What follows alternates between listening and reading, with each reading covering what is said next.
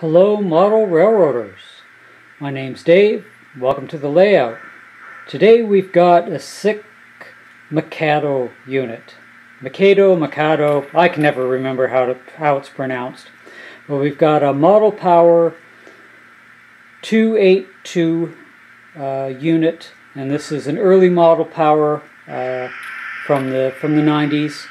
And a while ago I put a Micro-Tsunami Soundtraxx decoder in it, model TSU-750, and the sound is very nice, but I've got a bit of a problem with it, and it ended up being a wall hanger, so to speak, being put in a case because it would run a bit and then shut off.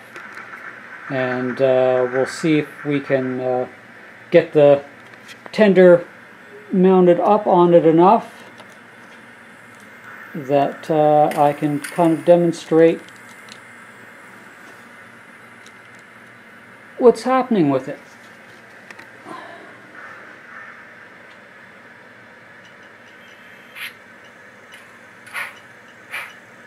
Sounds great, so I've got nothing against the sound coming out of the Tsunami.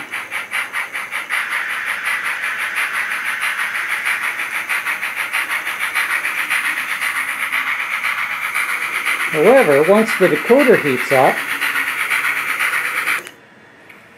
that's what happens.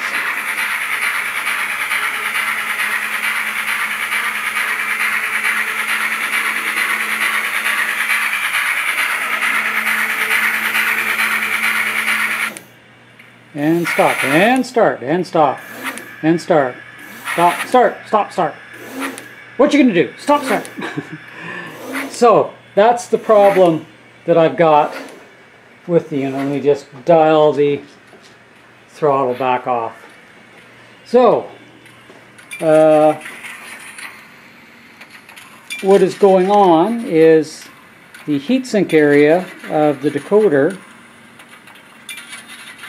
on the back there is getting exceptionally hot. It's doing its job, but it's getting way too hot. So, let's go over to the bench, or the desk I should say, the healing bench if it's AVE, but we're not going to do a tear down like he would, but we're going to see if we can get it to be a skookum choocher, literally, in a little bit. So let's pause and we'll transition over to the desk. Okay, so we're at the desk of hopefully being able to heal this decoder. So, what I've done is I've taken a lead weight that is normally used for loading up hoppers or boxcars or whatever, cut it to the length of the decoder, and I've got some Kapton tape wings put on the weight so that hopefully I'll be able to, and it just lucked out that it is the same width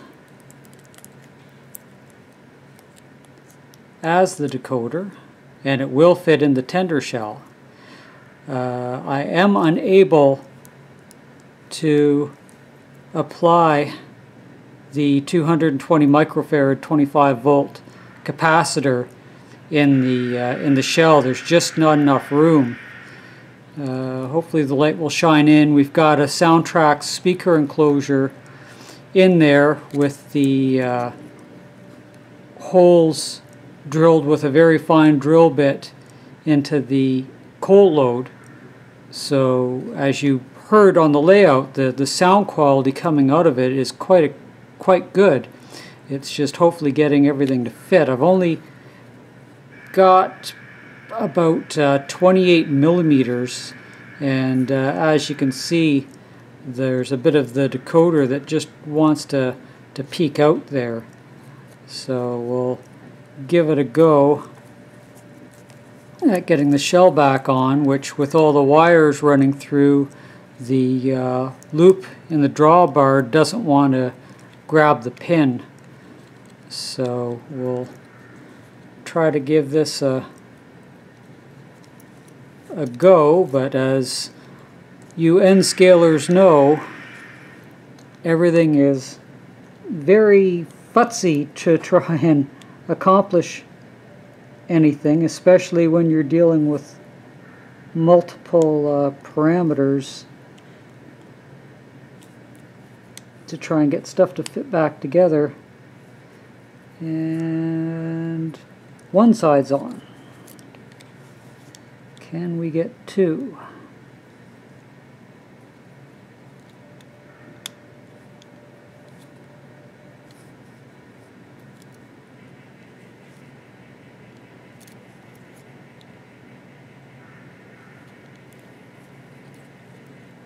Aha!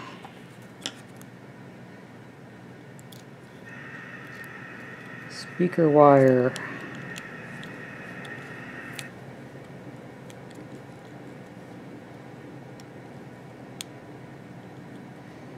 And it's a fail. There's just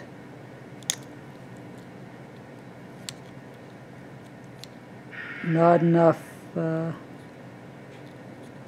clearance. I may have to move that black wire over. It looks like it's hitting the tip of whatever's on that decoder underneath the heat shrink tubing.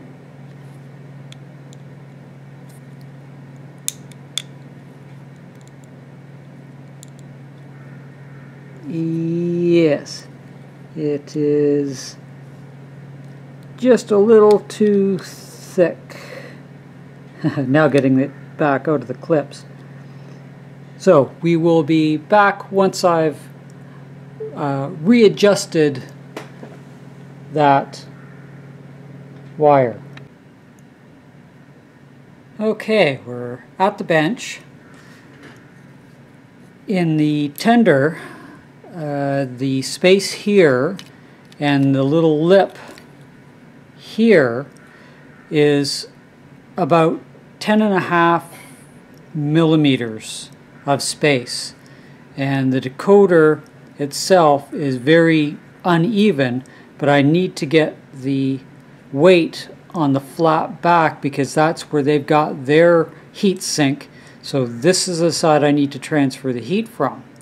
Now the part of the problem is I've got to get the heat out of the system if I can. So the flat is going to have to go up towards the top of the tender. And in the top you can see there's the Soundtraxx speaker enclosure, and that has some holes drilled into the coil load to allow the sound out. And I've just used hot glue to seal around the enclosure edge and where the wires come out. So what I've taken, because it's so hard to find something that will fit, is I just lucked out that the lead weight that you would apply to a box car or whatever other car, hopper car, to bring it up to NMRA weight standards, that is the perfect width to fit inside the tender and is essentially the same width as the decoder. So together I am hoping that I'm going to be able to get them closed or get them tightly sealed to each other enough without using heat transferable adhesive. I can't remember the name. They use it to hold heat sinks onto computer chips. I just don't have any, so I'm using Kapton tape wrapped around the weight to hold it as tight to the heatsink part of the decoder as I can. So I'll drop that in the tender, and I find I've got a secondary issue. Oh, nope, it fits. Yay! When I had to pound the lead weight flat, of course, the volume had to go somewhere and it lengthened. So we had ended up popping the speaker actually out, and here's a good look at it there, because I'd quite forgotten that it could pop out. And so you can see the heat sink, the heat the heat gun glue holding it on, and then we'll pop that back in and see if get it seated. And okay, so that's seated. The lead weight, of course, is in the wrong orientation. It's got to be this way in, and hopefully that will be 1.2 millimeters below or gapped to this, so that I can actually get this edge here to match with this edge here. So let's give it a try, hoping all the other wires stay in where they need to be. And with N scale, as the N scalers know, dealing with items like this is very, very futzy. And possibly, hopefully,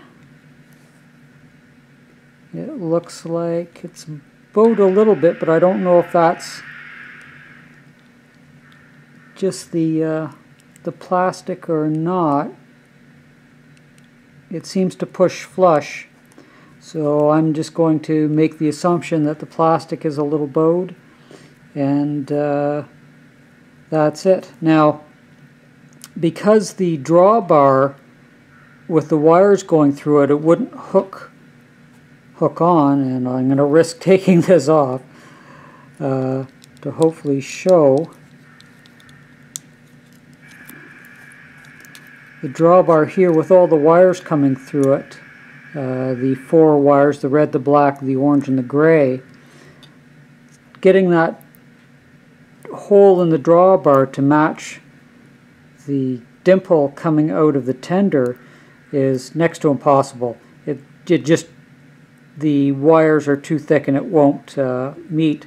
So I'd actually taken a spike that I used to hold my track down and drilled a hole through the tender right at the interface of the coal chute, and that spike will drop down through there, and it's a matter of spearing through the top of the drawbar into the associated hole in the bottom of the tender. So I'm going to get this back together, and we'll go back to the layout and see if we can get some performance out of this. If not, then it looks like this decoder gets yanked and I make a sound car. So we'll meet you back at the layout.